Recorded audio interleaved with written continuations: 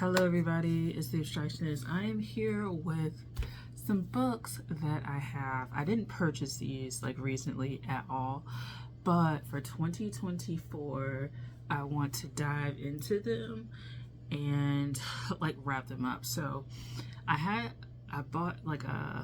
rented a storage unit and I put like a bunch of my books taken a bunch of my books off the bookshelf and put a lot of them in storage. The ones that I kept on the shelf, I was like, let me be productive and actually go ahead and start reading these, because like they've been on my shelf for like freaking ever, and I just wanted to make sure that I got use out of them because they've been on my shelf forever, and the ones in storage, freed up the space for me to highlight and showcase these.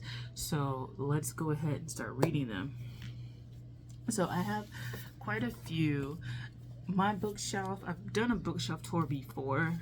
I have a lot of different kind of books. So a lot of them are spirituality, but some of them are more like body work, and then some are more like poetry, and then others, just like kind of free. And then a lot of textbooks from when I was in massage school. So I made sure that I saved the ones that I felt like I could get through in 2024. Another thing about me is like I'm not the biggest reader in general anymore. I just kind of, I guess, fell out of love with it. I consume a lot more visual content, and I am someone who likes courses. If I want to learn about something, I will go online and look it up and read about it and stuff like that a little bit. But I'm very interested in courses, like short courses, 4-week courses, 6-week courses, things like that, weekend intensives, things that kind of get me more active. So there's that. That's how I kind of consume things now. But looking at my shelf, I was like, let me start reading some of these things and getting it together. So I'm going to just show you some of the books that I want to get through and read and then implement the knowledge in 2024. So these two already have book club going with them. So, the first would be Astrology for the Soul. I just want to finish the North Nodes and then kind of maybe take a little short course on it or something like that, because I do in 2024 want to take some sort of astrological course online where I'm learning about it and not just like book knowledge, but I do want to be familiar, and I want to be finished with this book because I was supposed to be finished with it this year, and then I just like never got finished. So right now I have to do Aries, North Node Aries through North Node Libra, I think. So that's like, what is that, 6 signs, 6-ish signs? Aries, Taurus. Yeah, Aries, Taurus, Gemini, Cancer, Leo, Virgo, Libra. Yeah. Yeah, it's like half the zodiac. So I want to finish this up 2024 and take whatever notes I have, type them up, and then go forward with that. Next is book club that I don't think I finished either. Codependence, The Dance of Wounded Souls, A Cosmic Perspective of Codependence and the Human Condition. I think that I am interested in this because I was interested in being a death doula, and then more energy work kind of things. I am interested in like somatic work again. I'm getting more interested in it again. So I think Codependence, Dance of Wounded Souls will probably help me with that. I'd already started reading this and I had book club on it, I think like 2 years ago or something like that. I don't think I finished it though. So we might have to just like go back and read it and then like do more notes. So it might be book club like revival where I read it and then take notes again and talk about it from like, I guess, a fresh 2-year perspective and what's going on with that. So the second one is, this book right here. In keeping with like maybe energy work, I'm going to do this Reiki book that I have. I bought Reiki. For you guys, I am like a Reiki practitioner. So in my job, I've been doing like I'm doing quite a few like Reiki sessions. So I guess like the end of the year, people want to get massages and stuff like that. So I'm doing Reiki sessions, massage sessions. But I started doing Reiki, like learning about it back in like 2019. Like I took this Udemy course, and then I was working at a pharmacy, and it was right before the pandemic happened, or was announced that we were in like a pandemic and we need to like quarantine. And yeah, I took it in like February or something like that. I know I took like this class, I think, and I took this class and a sound meditation class in February, like in DC, and then like the next like month or whatever, or next few months, sometime in March, they announced that like this shit was like hitting the fan. So I like paused in between like Reiki courses, and I also just pause in general because I feel like people take Reiki like really fast and they become practitioners really fast, and I get that they want to like jump right in, but for me, I feel like I've been taking like months if not years to integrate like what I've learned. And it's always like I feel like I need like experiences with people and learning and shedding and releasing to actually like become a good practitioner in that way. And it's kind of funny doing the Reiki sessions. I don't be using like none of the symbols that I use. I like use the most basic one, and that's like it. But like I actually have a spiritual tool that I want to create for Reiki sessions, and it involves like fish for some reason. For some reason, the fish is like a very womb symbol for me. Almost like the rabbit is kind of like a fertility symbol. The fish is a fertility symbol. I guess pregnancy dreams, when people dream of fish, they dream of pregnancy. It's kind of like a symbolic pregnancy bit. But anyway, I want to make symbols. I want to make symbols because, yeah, there's just something about that I'm very interested in. And I'm getting more drawn into that for some reason. So, yeah. But I want to read this book and finish it and incorporate some of the gestures and hand things like that. I have to make sure, see which one it goes with, because, like, for Reiki, there's so many, like, it's like massage, it's like modalities. So I trained in like Yasui Holy Fire and then Kundalini. I do want to try the Egyptian Sikkim. I want to try that one. And then there's just like, you know, galactic ones and shit. Like, it's very interesting. But I want to like read this. And it's so funny because I used to look at this book a lot in the store, and I would like, no, not today.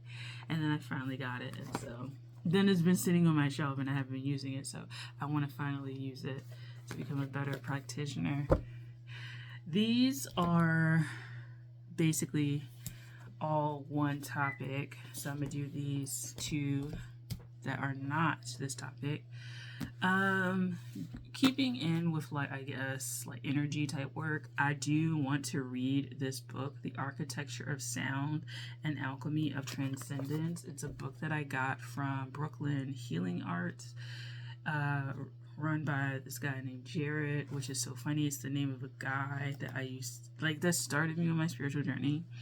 And so like every time I see his name, I'm just like, God. Go away.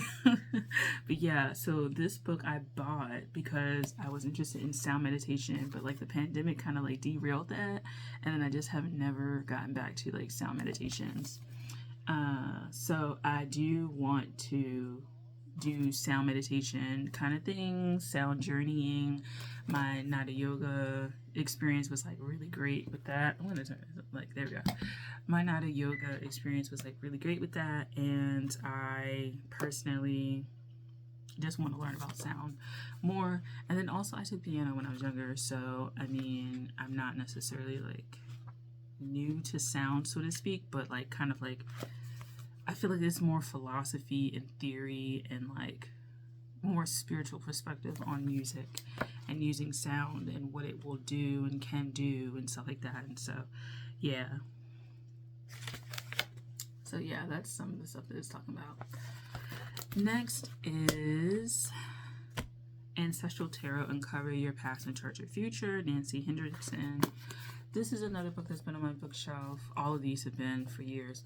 And I decided to get this because I wanted to do ancestral work, but I didn't want to do ancestry DNA because of like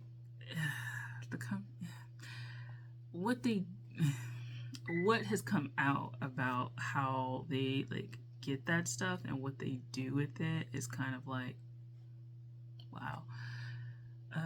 Essentially it's like the background company or whatever is like, I guess, pharmaceutical or something, and so like you're giving a sample for them to kind of use in the background. And so I was just like, well, let's go to the spirit realm and not do this, even though I'm on ancestry.com, but it's just like I'm not going to do the DNA part as far as I can see right now, although I'm always so curious. But yeah, so Ancestral Tarot, I wanted to connect with my ancestors a little bit more using tarot.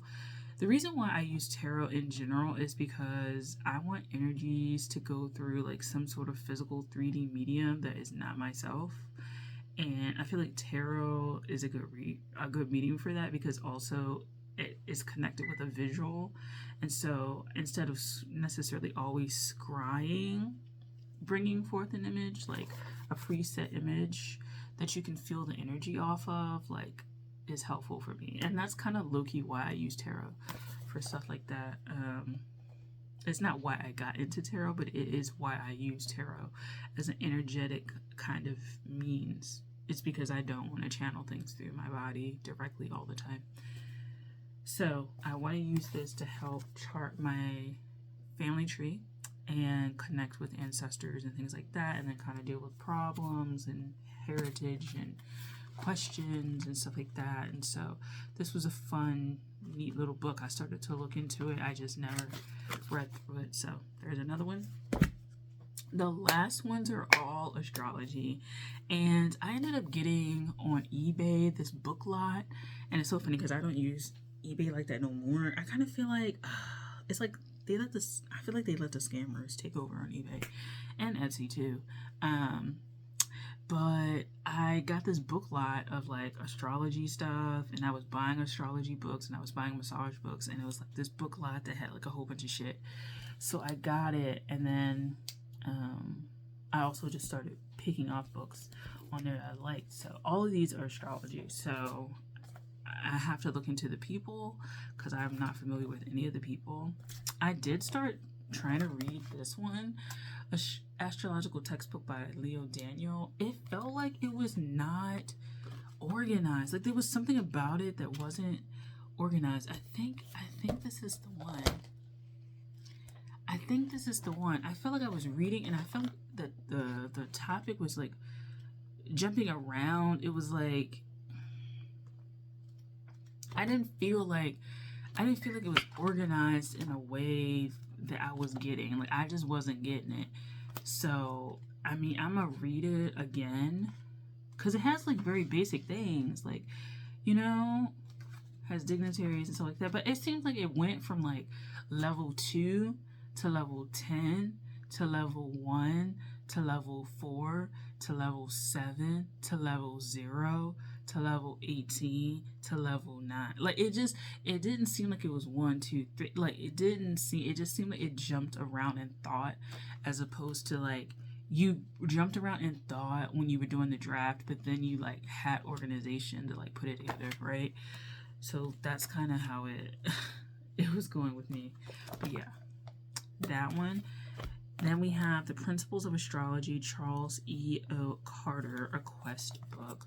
Another thing I'm interested in is finding all these esoteric publishers, because I want to start following them, and I also want to start an esoteric type publication myself. But yeah, so this one, I've never opened it to read it. So it's kind of fun to see what's going to happen with that. And also I kind of feel like the older generation books like probably give a better foundation. And the only reason why I say that is because it seems like newer books, like there's a lot of like added baggage that's coming. There's a lot of stuff that's being added to it that's not like, just give me like the tarot. Like, I don't understand why you have to put like all these like social things, and just give me the tarot, just give me the astrology. And because I feel like it's like that takes away from what I'm trying to learn. I'm gonna be real. Then we have astrology for self-empowerment. I think I had started this one too. This one seems a little bit simpler than the other one. So there's that one. It's by David Struessner. It was from the Public Library in Nashville. I don't know. Like, I got it in the book lot. I bought it. So there's that. That's what it looks like. And then the last two I have is The Practical Astrologer, David Christie Murray. And this one is like pretty like simple. So yeah, does that. Goes through each zodiac. I think this one is kind of more just like the actual zodiac signs, and then has a little bit of information about like the stuff. Yeah, this one has a little bit of information about it, but yeah. So it's not as in depth, but yeah. And then we have The Practical Astrologer, Nicholas Campion. This one is an older one, so some of the stuff probably is like very outdated by now, but I still want to just explore the basics. So, stuff like that.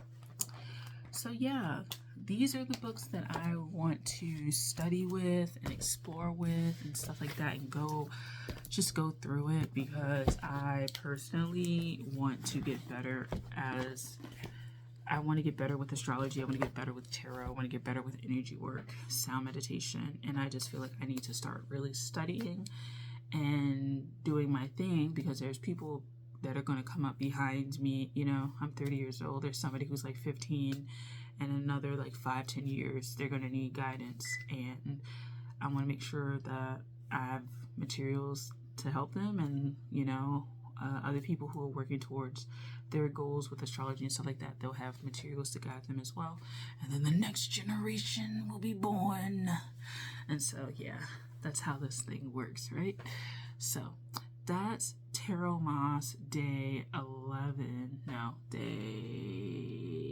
12. It's day 12, I think.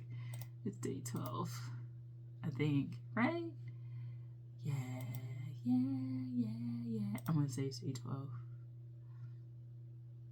It's day 12. All right. Thank you for watching. I'll talk to you guys later. Bye.